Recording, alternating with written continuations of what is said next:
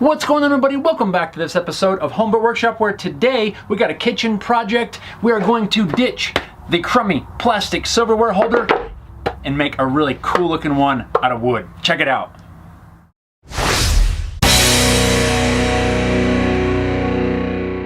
So I have this drawer organizer. It doesn't even fit the drawer. The thing slides all over and really it just doesn't look all that great. I think we can do a lot better than this. Let's head out into the shop and get started. I'll begin by planing down some maple to around 1/2 inch thick.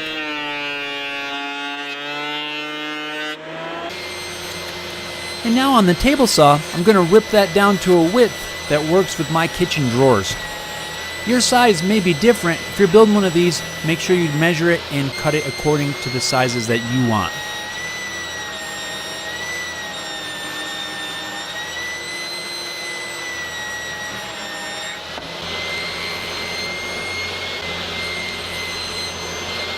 I'm going to use some 1/4 inch baltic birch plywood for the bottom.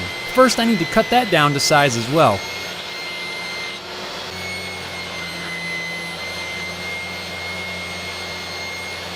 When I assemble this, I want the bottom panel to sit in a rabbet that is cut into the bottom of the side pieces. I'm going to cut a small groove or rabbet right here. To cut that groove, I've got a small straight cutting bit in my router table, as well as an auxiliary fence so that I can tuck it over part of the bit. The exposed portion of the bit is going to cut the exact size rabbet that I need.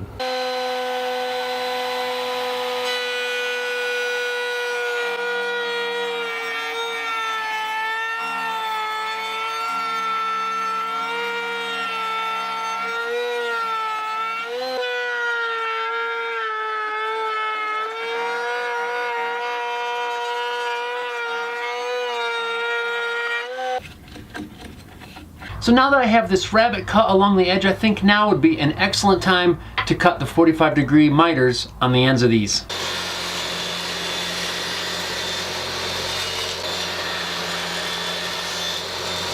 A simple mitre sled like this makes quick work of things like this, picture frames and other things that you need to miter. If you want to see more on how I made this one, I made a video a while back. I'll put a link down below in the description. It's definitely worth taking the time to make one of these for your shop.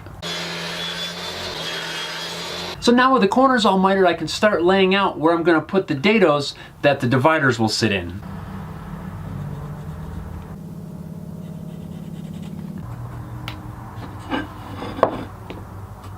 There are a lot of dados to cut on this project, but I am just laying them out as carefully and as accurately as I can based off of what I have on my drawing. If you guys are interested in using this drawing that I have, I'm going to put it on my website. There'll be a link down below in the video description. You can download this and use it for whatever you want. You can change the dimensions, whatever, build it exactly the same. It's there for you to use. Now I'm going to resaw some maple that's going to make up the thinner dividers for this tray.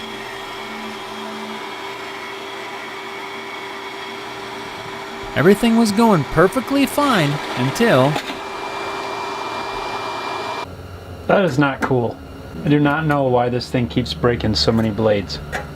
I've tried lots of different things. I've reset it up. I don't know what's going on. After installing a new blade, we're back up and running, and I'll finish resawing these pieces of maple. A couple passes through the drum sander will get them down to the thickness that I need. Now I'm going to change out my table saw blade for one with a square tooth profile. This one I'm using is a ripping blade, and it's the same one that I've used in the past for my finger joint boxes.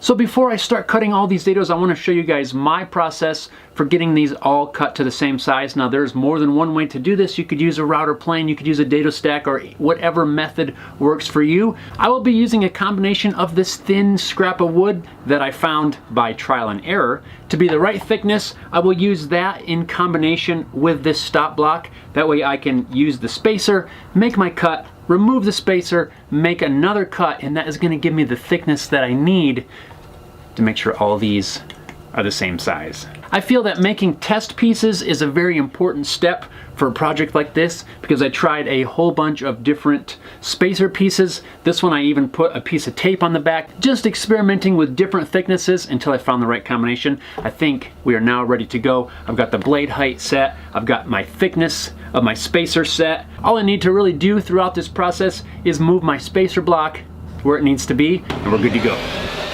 Now I can begin making all of the cuts on the lines that I laid out earlier. I think this was probably one of the longest portions of the whole build. I was just being very careful, making sure I cut everything in the right spot.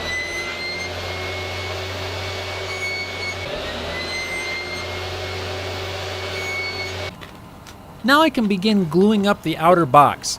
I'm going to tape the 4 corners together so that I can lay them out flat and apply glue to the joints.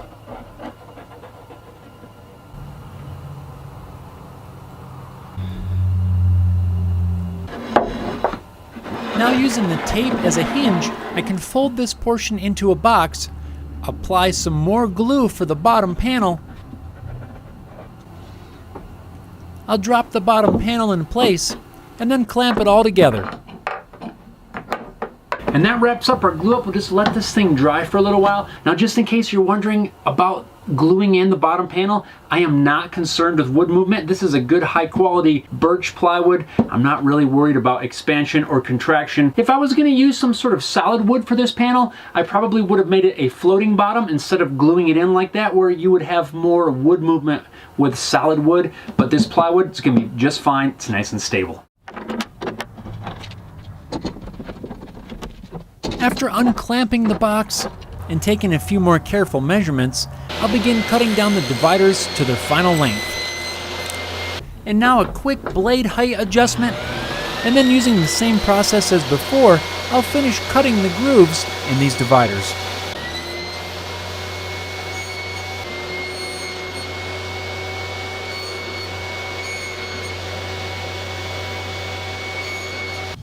And now a very important dry fit, just to make sure that everything fits together before moving on.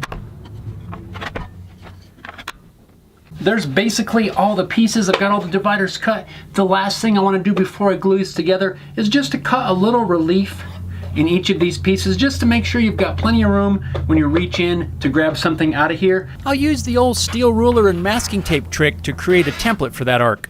Now I'll tape all of the dividers together so that I can cut out that portion all at the same time on the bandsaw.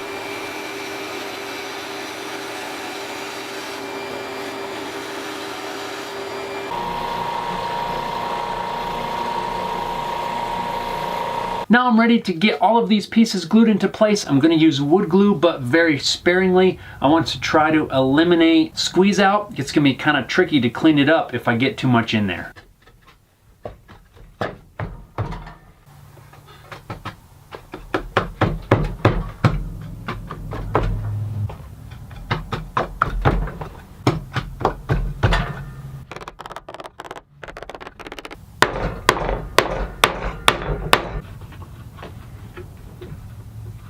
That will hold it well in place.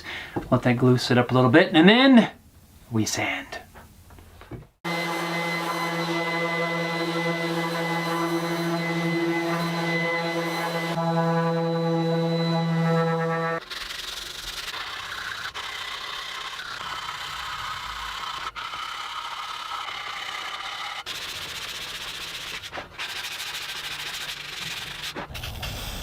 And we'll wrap up this project by applying several coats of spray-on lacquer. If you're worried about the finish being food safe, remember that virtually every finish is food safe once it's completely dry and cured. And that's the case with this lacquer. Well, there you have it, guys. There is our silverware drawer holder. Which one would you rather have? Crummy plastic, nice wood.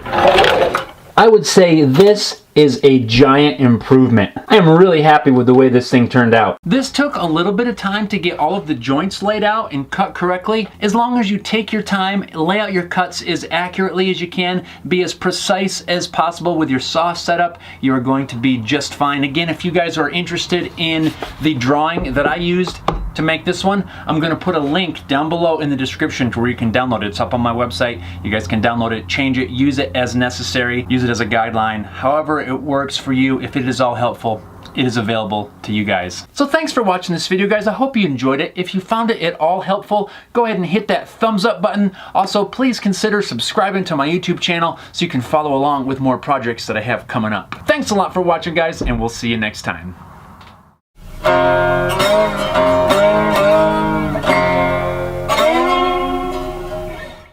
There we go.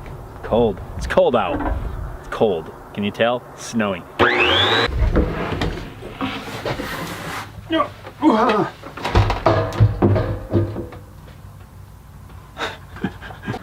This one, as they say, is in the can. Do you guys know where that came from? When you filmed the video, the old film, it used to go inside a metal can to protect it because it was actually film, you know, the film reels in a metal can. So this one's in the can.